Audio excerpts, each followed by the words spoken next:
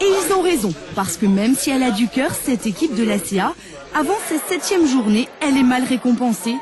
6 points seulement. Le premier tournant de la saison, c'est donc là, face à Vannes. Les Ajacciens jouent comme des pieds, mais le réalisme paie 3 fois. Un match, 3 buteurs, Saucrier d'abord, Rivière ici. Et enfin Medjani, à l'arrivée c'est 7 places de gagner dans un championnat serré. Je vous ai vu vachement meilleur. Mais une saison peut contenir toutes les joies qu'on veut. Parfois, elle est rattrapée par la vie. Nous sommes à la mi-novembre. Olivier Pantalogne y est fidèle au poste, mais vit un moment douloureux. Il va perdre sa maman et céder sa place le temps d'un match à son adjoint lors du déplacement à Sedan. Et c'est un vrai cauchemar pour le groupe acéiste.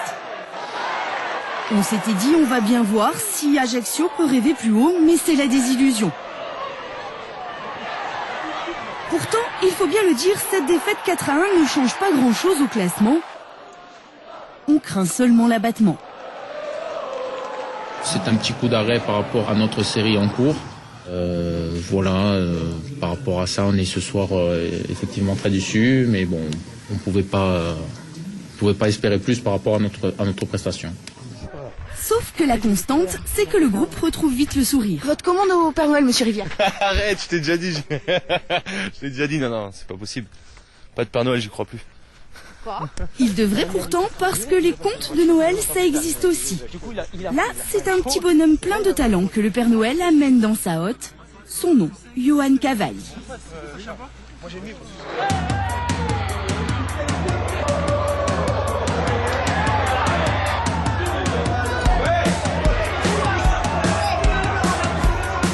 Père Noël m'a déjà fait un beau cadeau à moi de pouvoir rentrer chez moi. Maintenant, c'est à moi de rendre l'appareil en essayant d'être le plus performant possible. Les petits lutins ont bien travaillé. Ils s'imposent 1-0 à la maison face à Angers en décembre. Alors oui, le coach peut distribuer les bons points. Parce qu'à la veille de la trêve des confiseurs, l'ACA est sur le podium. Mais le plus enflammé au départ, lui, calme les ardeurs, même si le Père Noël est bien passé avant l'heure.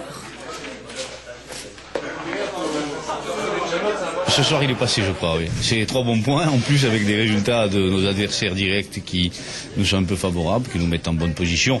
Pour la continuation du championnat, ne rêvons pas.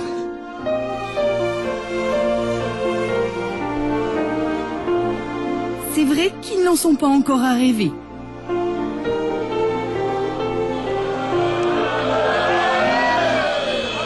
Il ne se joue pas encore le film d'un défilé dans les rues d'Ajaccio à l'issue de l'ultime journée.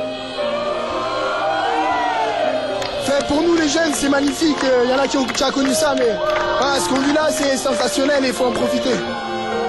Il ne se voit pas encore s'être fait des souvenirs pour la vie, s'offrant une remontée en Ligue 1 5 ans après. J'ai plus de voix, pardon, mais on est très fiers. Surtout on est contents pour eux, parce qu'ils nous ont soutenus et c'est des moments exceptionnels. Vous n'avez pas fini de faire la fête, je crois. Ah, encore quelques jours devant nous là. Le bonheur, c'est le bonheur. C'est le bonheur. C'est du bonheur. C'est le bonheur. Il ne s'imagine pas que le dossier du stade serait toujours en suspens et le maire d'Ajaccio au balcon.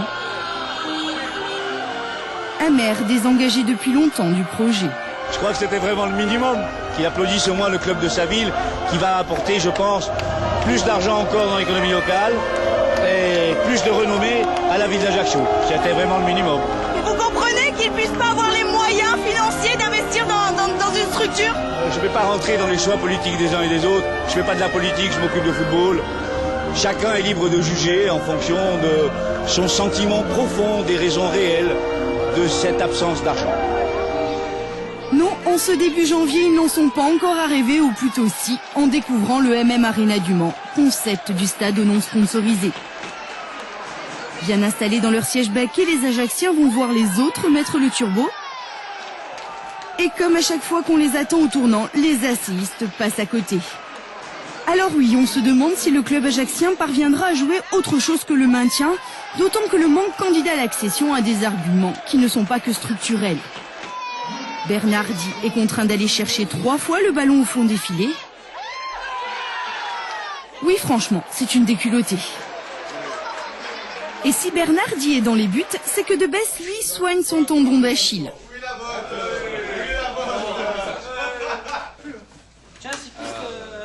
Le capitaine asséiste, cadre incontournable de l'équipe, n'est donc pas là au moment de la sortie planaire. Alors, il en faudrait 3 autres de l'autre côté, entre nous et les assureurs, juste pour la parade comme ça de démarrage.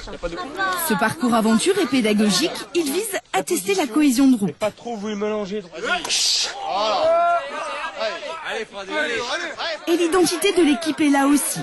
5 Corses sur la feuille de match et 3 en première ligne. Dans son recrutement, le coach voulait ça. Des hommes de valeur qui compensent par l'envie et l'enthousiasme les moyens que le club n'a pas. Oh la vache!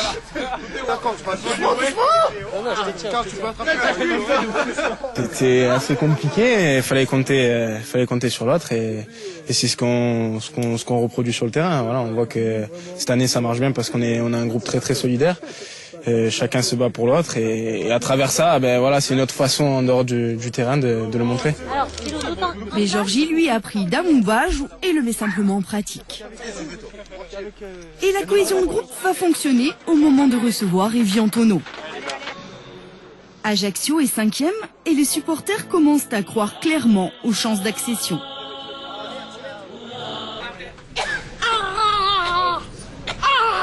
On est là. Le doc a beau s'époumoner. On est là.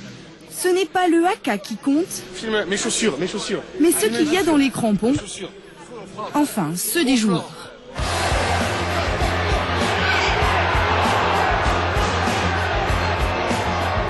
Et l'ACA, comme meilleure équipe de la saison à domicile, ça se profile à l'horizon.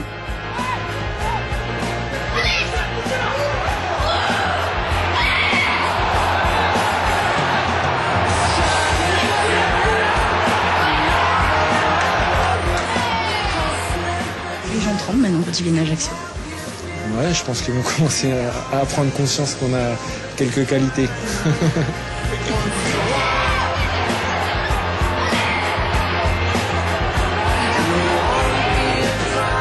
Sur le terrain, c'est tous contre un. Toute une équipe contre un gardien.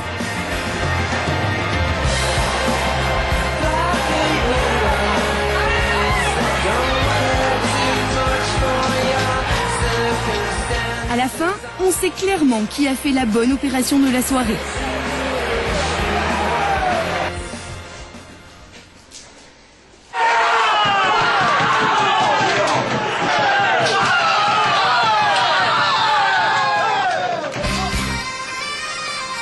S'il y a une équipe qui aura joué un rôle primordial dans la saison de l'ACA, c'est bien celle de Vannes, malgré elle sans doute. Et c'est à Vannes que les Ajacciens se déplacent en cette fin février. Ça, c'est les culs de l'Allemagne. Voilà. Ah, c'est trop bon. C'est vrai? Ouais. Oui. Ah, oui, et il faut mettre ça au four. Au four? Chaud? Oui, chaud. Mais là, ils sont déjà Tu dois manger souvent? Oui. Pas trop manger, non? Ah, parce que là, bah, c'est grave, ouais. Ah, Vannes, c'est pas pour faire le régime, hein? Non, Vannes, c'est pour un bon coup, un nouveau après le début de saison. Les Bretons sont relégables et produisent le match de leur vie, mais sans résultat. Je pense que c'est quand même un gros braquage qu'on a fait ce soir. On est désolé pour Vannes parce que je pense que si on avait fait un match comme ils ont fait et perdre, c'est terrible. Ils ont eu 20 occasions à une et à l'arrivée, on a gagné. Je pense que c'est la victoire de la solidarité. Comme à l'aller, les asséistes vont jouer comme des pieds. Comme à l'aller, ils vont s'imposer. Une occasion, un but. Il est signé Saucrier.